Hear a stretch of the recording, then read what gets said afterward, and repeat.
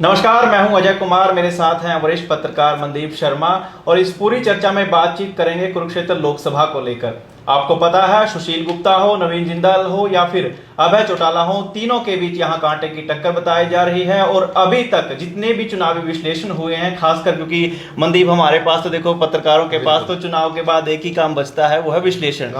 तो विश्लेषण के माध्यम से हम ये चीज परखने की कोशिश करेंगे कि कुरुक्षेत्र की लोकसभा में कौन आगे है, किसकी कैंपेनिंग तगड़ी रही, किसकी कहां कमजोर रही और किसने जो है जोर अच्छे से नहीं लगाया। मनदीप, बहुत बहुत स्वागत है आपका। जी धन्यवाद। और मैं करेक्ट करना चाहूंगा कि वरिष्ठ मत लगाओ यार।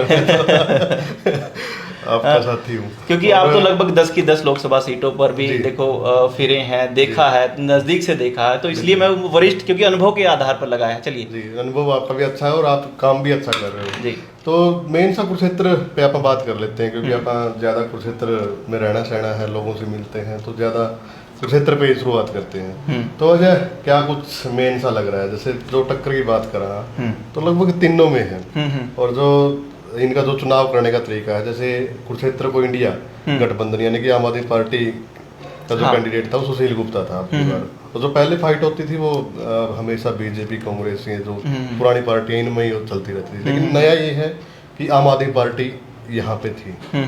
तो मेन सा जो इनका चुनाव करने का तरीका था उस पर थोड़ा, हाँ, आप भी, आपको क्या लगा वो? बिल्कुल, पहले बात कर लेते हैं इंडिया गठबंधन के साझले प्रत्याशी सुशील गुप्ता को लेकर के, क्योंकि खुद आम आदमी पार्टी तो फील्ड पे थी ही, लेकिन उनके साथ साथ कांग्रेस भी थी।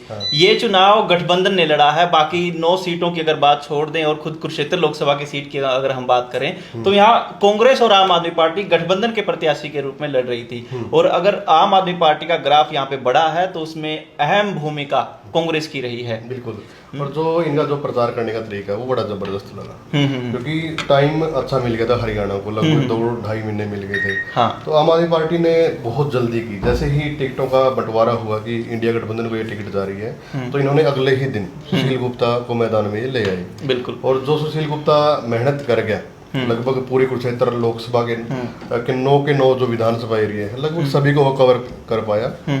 बाद में जब बीजेपी की बात आई तो चर्चाएं तो शुरू से थी कि नवीन जिंदल जी चुनाव लड़ रहे हैं, लेकिन चर्चाएं रही लगभग काफी समय तक रही। तब तक सुशील गुप्ता ठीक ठाक काम कर रहे थे। उसके बाद जैसे ही जिंदल साहब आए और जिंदल साहब को टिकट मिली, तो एक ये सिनेरियो सा बन रहा था, इससे पहले भी बन रहा था कि अगर नवीन जिंदल आ गया तो एक तरफा है भाई, नवीन जिंदल आते ही ये सीट निकल रही है। लेकिन जैसे ही आया वो 1-2 दिन चला वो बातें, उसके बाद डाउन चलता गया नवीन जिंदल। एक दिन बीजेपी ऑफिस में आया पहले दिन, जिसमें मुख्यमंत्री टिकट डिक्लेयर होने से अगले ही दिन आया। तो तब तक 1-2 दिन के बाद डाउन चलता रहा। और डाउनफॉल इतना चला गया कि जिंदल साहब उसके बाद ये भी चर्चा रही कि विदेश में चले गए। तो उसका ज्यादा फिर साथ ही साथ अभय चौटाला जी मैदान में आ गए। तो ज्यादा फिर इस बात को भुनाने की भी कोशिश की, भाई अभी विदेश में चले गए हैं। जिंदल साहब का सबसे एक नेगेटिव पॉइंट ये भी था कि लोगों में ये बातें चल रही थी, भाई कहीं ना कहीं एक डर के मारे बीजेपी में आया है, तो ये बातें चल रही थी। और सुशील गुप्ता अपना काम कर रहा था। सुशील गुप्ता का सबसे बड़ा टारगेट ये था कि वो जब भी कैथल आता था प्रेस कॉन्फ्रेंस करता था हर कोई, और जितने भी मीडिया के साथियों के मतलब जितने भी प्लेटफॉर्म है लगभग यूज हो रहे हैं, और सभी पे उसका सबसे बड़ा यही था कि लोगों में एक बार सुशील गुप्ता का नाम जाए, और उसमें वो कामयाब हो पाया।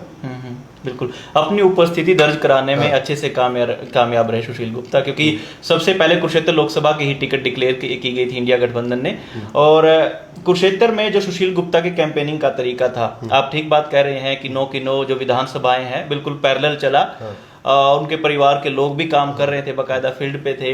कैथल की बात करें तो कैथल में रणदीप सिंह सुरजेवाला का उनको अच्छा साथ मिला। और जब तक हिसार की टिकट डिक्लेयर ना हुई थी तब तक पूर्व केंद्रीय मंत्री जयप्रकाश ने भी कलायत में उनका अच्छा साथ दिया। अशोक अरोड़ा ने कुरुक्षेत्र के अंदर अच्छा साथ दिया उनका। बाकी जैसे ईश्वर सिंह के लड़के हैं गोला से विधायक, उन्होंने भी अच्छा साथ दिया। तो मतलब कि दूसरे लीडर्स के बलबूते जो है अपना ग्राफ बढ़ाने में सुशील गुप्ता अच्छा कामयाब रहे। बिल्कुल बिल्कुल। और ये चुनाव बीजेपी, एक तो बीजेपी के पक्ष में था, जो बीजेपी पक्ष में हमेशा वोट डालते आए हैं, और एक बीजेपी के खिलाफ, मतलब हमेशा यही चलता आया है। और सुशील गुप्ता इससे सबसे ज्यादा फायदा मिला, क्योंकि कांग्रेस का जो वोट बैंक था और साथ में आम आदमी पार्टी का वोट बैंक, और फिर दूसरी तरफ नवीन जिंदल का बीजेपी में चला जाना, तो ये सबसे ज्यादा मतलब जो प्रभावी रहा सुशील गुप्ता के लिए, बढ़िया रहा ये चीज। इस सीट पर देखो दो तरह के वोट थे, मतलब एक तो बीजेपी समर्थित वोट, दूसरे एंटी बीजेपी वोट, ठीक है। तो बीजेपी उन चीज़ों को बुनाने में, मुद्दों को, जैसे धारा 370, राम मंदिर का मुद्दा, इस 3 तलाक का मुद्दा, इस तरह के मुद्दों को बुनाने में, पब्लिक के बीच ये मुद्दे लेके जाने में बिल्कुल कामयाब रही। और जो बीजेपी समर्थित वोट बैंक था वो तो बीजेपी पे आया ही, लेकिन जो एंटी बीजेपी वोट था, मतलब जिसको हम कह सकते हैं कि एंटी इनकम्बेंसी जो लहर थी, वो कहीं ना कहीं कुछ न कुछ दो धड़ों में भी बटा। तो उसका नुकसान मैं यहाँ देखता हूँ कि कहीं सुशील गुप्ता को इस चीज़ का कोई खामियाजा ना भुगतना पड़े, क्योंकि अभय चौटाला के पास भी वही सेम वोट बैंक गया है, सुशील गुप्ता के पास भी बीजेपी एंटी वोट बैंक गया है। ये बिल्कुल, ये नुकसान तो झेलना पड़ेगा। और दूसरी बात, नवीन जिंदल जी के साथ खुद का वोट बैंक भी है, पार्टी से हटके, क्योंकि दो बार के सांसद रहे हैं 10 साल लगभग। तो जो खुद का वोट बैंक है, जो बेशक कांग्रेस में हो, लेकिन वोट लगभग जिंदल के पास ही गया। तो इस चीज का भी काफी नुकसान झेलना इस सुशील गुप्ता को पड़ेगा। दूसरी बात, अभय चौटाला का जो चुनाव उठना चाहिए था वो नहीं उठ पाए। हम देख रहे थे कि जैसे ही अभय चौटाला ने डिक्लेयर किया, जो कैंपेनिंग होनी चाहिए थी वो नहीं कर पाए। जैसे अर्जुन चौटाला जो युवाओं में एक पकड़ बना सकते थे, लेकिन वो चीज़ नहीं दिखी। और लास्ट में भी जो जाट वोट बैंक है, जो अभय चौटाला का था, वो भी लगभग सुशील गुप्ता पे जाता हुआ दिख रहा है इस चुनाव में। जो कह रहे हैं कि अभय चौटाला को वोट देने का क्या फायदा, ये बातें चल रही थी लोगों के अंदर। और सुशील गुप्ता झाड़ू पे लगभग ये कह रहे थे सुशील गुप्ता को वोट देंगे। तो ये मान के चलें कि ज्यादा जो अभय चौटाला के आने से ये था कि भाई ज्यादा वोट बैंक अभय चौटाला का बढ़ेगा, वो चीज इस चुनाव में नहीं देखने को मिली। ये बात भी थी कि देखो अभय चौटाला के लिए मतलब अपनी पार्टी का सिंबल बचाने की भी लड़ाई थी, और एक तरीके से अपने आप को साबित करने की भी लड़ाई थी, खासकर कुरुक्षेत्र लोकसभा की सीट पर। और शायद पता नहीं कि यही कारण रहे होंगे कि उन्होंने कुरुक्षेत्र जैसी सीट को चुना।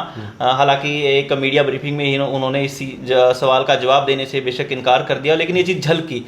उनकी कैंपेनिंग में कहाँ कमी देखते हैं आप अभय चौटाला की कैंपेनिंग में? देखो, रामपाल माजरा जी प्रदेश अध्यक्ष नियुक्त हो गए थे, और रामपाल माजरा जी ठीक ठाक कलायत के अंदर, क्योंकि रसूख है और जो मित्र मिलन समारोह कर रहे हैं, तो उस चीज का भी ज्यादा बेनिफिट ले सकते थे। तो मेन सी कैंपेनिंग जो होनी चाहिए थी, जैसे अभय चौटाला की जो गलतियां हुई, पत्रकार सबसे स्टार्टिंग में पत्रकारों के साथ थोड़ा सा बिहेव को लेकर के, हाँ। और कैंपेनिंग की बात करा तो अर्जुन चौटाला, क्योंकि युवाओं की बात करें, ठीक है, अभय चौटाला का जो वोट बैंक है, रामपाल माजरा जी अपना वो लग रहे थे, लेकिन जो अर्जुन चौटाला युवाओं में एक पकड़ बना सकते थे, वो चीज नहीं कर पाई। बिल्कुल, डाटा के अनुसार अगर हम बात करें 2004 का डाटा, लगभग 2 लाख के करीब अभय चौटाला को भूतकाल के दौरान लोकसभा चुनाव में जो वोट मिले थे, 2 लाख के करीब। 2019 में उस तरह का चमत्कार नहीं हो पाया, अर्जुन चौटाला लड़ रहे थे, लगभग 60,000 के करीब उनको वोट मिले थे। इस बार क्या करिश्मा आप देखते हैं कि अभय चौटाला कितना कामयाब होंगे खुद को साबित करने में कुरुक्षेत्र लोकसभा की सीट पर? अभय चौटाला ज्यादा कामयाब होते हुए यहाँ दिखाई नहीं दे रहे। हाँ, अभय चौटाला पे एक चीज है कि रोड बिरादरी का वोट जरूर आया। कलायत से भी अभय चौटाला को लगभग ठीक ठाक वोट बैंक आया, और रोड बिरादरी से इसलिए वोट बैंक ज्यादा आया क्योंकि अभय चौटाला का बयान भी काफी वायरल हुआ था, और लगभग अभय चौटाला की हरियाणा से ज्यादा विदेशों में जो लेटर हेड इनकी चलती है, तो जो लोग विदेश में है, तो उस चीज का काफी एक बड़ा बेनिफिट अभय चौटाला को यहाँ पे मिल सकता है। जो दूसरी विधानसभा है उनमें वो चीज दिखाई नहीं दे रही, क्योंकि हम जैसे सर्वे कर रहे थे, आप भी कर रहे थे, तो खुद ये लोग ना या तो झाड़ू को कह रहे थे या फिर बीजेपी को कह रहे थे। अभय चौटाला का इतना कुछ जो वोट खुल के बोलता है वो चीज नहीं हो रही थी। बिल्कुल। नवीन जिंदल की कैंपेनिंग पर हम बात करते हैं, जैसे खुद सावित्री जिंदल, शालू जिंदल, उनकी बहन सीमा जिंदल, उनके बेटे वेंकटेश्वर जिंदल, खुद नवीन जिंदल, मतलब 5 तरीके से पैरेलल कैंपेनिंग चल रही है नो की नो कॉन्स्टिट्यूएंसी में। उसके अलावा ये बीजेपी के अंदर ये बात भी चली, भाई जिस हल्के से कम वोट आएंगे समझो उस विधानसभा क्षेत्र के नुमाइंदे की टिकट कटी, ये बात भी चली। तो लोकल जो नुमाइंदे थे, जैसे कैथल में हम लीलाराम गुर्जर को देख सकते हैं, कलायत में कमलेश डांडा को देख सकते हैं, वो खुद भी एक तरीके से मतलब खुद में लोकसभा चुनाव लड़ रहे थे। तो ये प्लस पॉइंट मैं नवीन जिंदल को मानता हूं। कांग्रेस ने भी यही बात बोल रही थी, भाई अगर कोई ये सोचता है ना कि कोई हेल्प नहीं कर रहा है कुछ भी, तो भाई जो अगर अपनी विधानसभा नहीं जिता पाता तो उसको टिकट नहीं मिलने वाली। तो ये दोनों तरफ से अच्छा जोर लग रहा था। लेकिन जिंदल साहब की जो कैंपेनिंग है, क्योंकि अच्छा एक्सपीरियंस है उनका, उनके पास मैनेजमेंट है, हर साधन संपन्न है, तो हर चीज तो उसकी अच्छी रही कैंपेनिंग वगैरह उनकी। और जो पुराने कार्यकर्ता जिंदल साहब के वो साथ में खड़े रहे, लेकिन कहीं ना कहीं मैं कहूँगा कि संगठन और जिंदल साहब में वो एक तालमेल नहीं बन पाया। बिल्कुल, भाजपा का संगठन और जिंदल की राजनीति थोड़ा कॉम्बिनेशन में थोड़ी कमी रही, आप ये मानते हैं? बिल्कुल। अब ओवरऑल अगर हम बात करें कुरुक्षेत्र लोकसभा की सीट पर, निचोड़ तो देखो वो तो पब्लिक को भी पता है और शायद 4 जून को नतीजे आ भी जाएंगे। आप क्या मानते हैं? मेन सा जैसे बसपा की अगर बात करें तो बसपा भी लगभग जो पिछला चुनाव है 75,000 के आसपास, हाँ, उनको भुला नहीं सकते हम। हाँ, बसपा का वही वोट बैंक लगभग वही रहता है। तो इसका जो अब मेन पॉइंट जहाँ पे लोगों में चर्चाएं हैं, लोग डिसाइड नहीं कर पा रहे कि जिंदल जीतेगा या फिर गुप्ता जीतेगा। अब 2 रह गए, अबे चौटाला जी साइड में 2 रह गए, और जो वोटों का प्रतिशत है वो बहुत ही, जो मार्जिन रहने वाला है वो बहुत कम रहने वाला है। गांव में अगर बात करें तो ज्यादा सुशील गुप्ता ज्यादा आप दिखाई दे रहे हैं, लेकिन शहर में कहीं ना कहीं जिंदल साहब आप हैं। और गांव में भी ऐसी बात नहीं, जो कट्टर वोटर है, जो साइलेंट वोट है, वो देखो अब की बार किस साइड जाएगा, वही डिसाइड करेगा। एक जो वोटिंग का प्रतिशत डाउन रहा है मनदीप, उसका क्या खामियाजा किस पार्टी को ज़्यादा भुगतना पड़ सकता है? क्योंकि हम देख रहे हैं कि 2019 में लगभग 70% के करीब वोटिंग हुई थी कुरुक्षेत्र लोकसभा के, अगर हरियाणा पूरे ओवरऑल, यहाँ इस बार 66% वोटिंग रही है। तो जो डाउन गई है उसका खामियाजा किसको भुगतना पड़ सकता है? दोनों, ये सभी को भुगतना पड़ेगा इस चीज़ का, तो मान के चले, क्योंकि आप ये भी डिसाइड नहीं कर पाते ना भाई किसका वोट बैंक घटा है या नहीं है। और मेन सा साइलेंट वोट है, ये यहाँ नहीं पूरे हरियाणा के अंदर यही चल रहा है। जो मार्जिन है वो 20 से 40 का 60 का ये चला हुआ है। और जो बातें करते हैं कि सट्टा बाजार, तो अपना मतलब गांव में भी है, ये चलेंगे यार सट्टा बाजार में तो ये चीजें चल रही है। तो सट्टा बाजार भी डिसाइड नहीं कर पा रहा कि कुरुक्षेत्र की सीट किसको जा रही है। ओवरऑल निचोड़ नहीं निकाल पा रहे, कोई भी निचोड़ नहीं निकाल पा रहा। तो अब साइलेंट वोट डिसाइड करेगा कि किस ओर जाएगा। साइलेंट वोट का जो वोट ये हर बार बीजेपी को जाता था, अब की बार उसमें कुछ बदलाव आया है या नहीं आया है। और जो अभय चौटाला जी हैं वो कितनी सेंधमारी कर पाए हैं। बिल्कुल।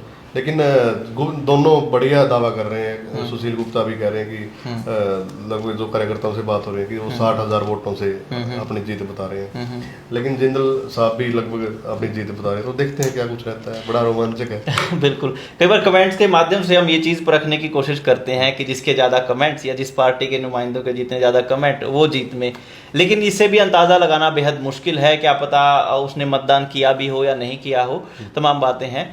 लेकिन कुरुक्षेत्र की लोकसभा कांटे की टक्कर। बिल्कुल। तो कुरुक्षेत्र की लोकसभा 9 विधानसभाओं को समेटे हुए और मतदान लगभग 66%। देखना होगा कि कौन सा नेता बाजी मार पाता है। लेकिन फिलहाल एकदम से अंदाजा लगा पाना मुश्किल है, क्योंकि मनदीप ने जिस तरीके से कहा कि जीत का जो मार्जिन है वो बेहद ही कम है, तो इसलिए सटीक आकलन कर पाना मुश्किल है। फिलहाल इस चर्चा में इतना ही।